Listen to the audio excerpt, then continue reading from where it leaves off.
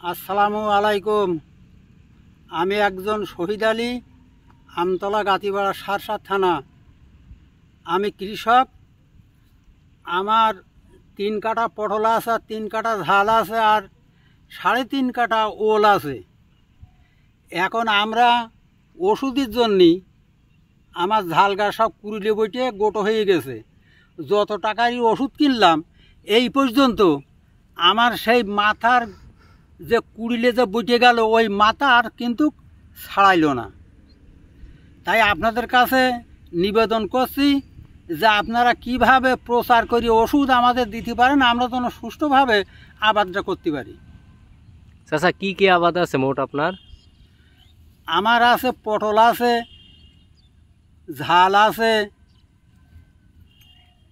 তারপরে ওল আছে, ধান আছে।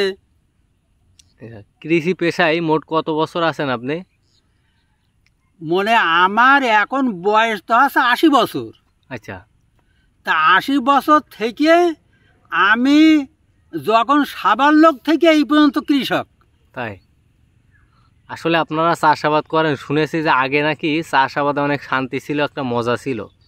এখন নাকি আসলে সার ডিজেলের দাম অতিরিক্ত, আবার রোগ ব্যাধি অতিরিক্ত, যার ফলে নাকি এখন কৃষিকাজে মজা নেই। অনেকেই বলে আপনাদের মতন মুরব্বীরা। মনে ওষুধ কিনতে যে ওষুধ আমরা যা ব্যবহার করি সেই ওষুধের দাম তুলে নিয়ে আসাই মুশকিল হয়ে যায়, আবার আবাদ কিন্তু জুত হয় না। আচ্ছা, এরকম হওয়ার কারণগুলো কি মনে করেন চাচা আপনারা? আগেকার আমলে এত ওষুধও লাগতো না, এত পোকাও লাগতো না। এখন যত ওষুধ বেরিয়েছে তত পোকাও বেশি বেশি উৎপত্তি হয়েছে। তা আপনারা কি মনে করেন যে আসলে এমনটা হওয়ার কারণ কি? কারণ আগে তো অল্পতেই মানুষ শান্তিতে কৃষিকাজ করতো।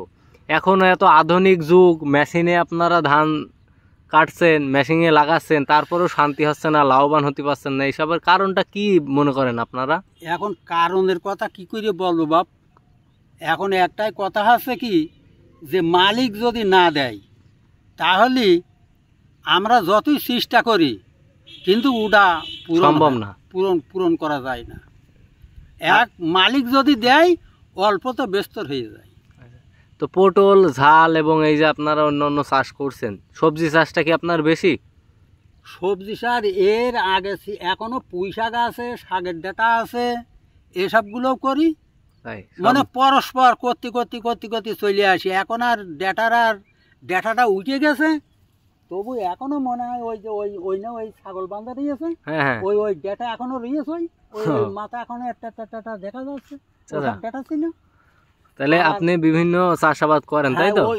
ওর মাথায় আবার পুঁই শাকও আছে, পুঁই শাকের মাথায় আবার উচ্ছে আছে, উচ্ছে বান্ধু আছে। আচ্ছা, ঠিক আছে, ধন্যবাদ।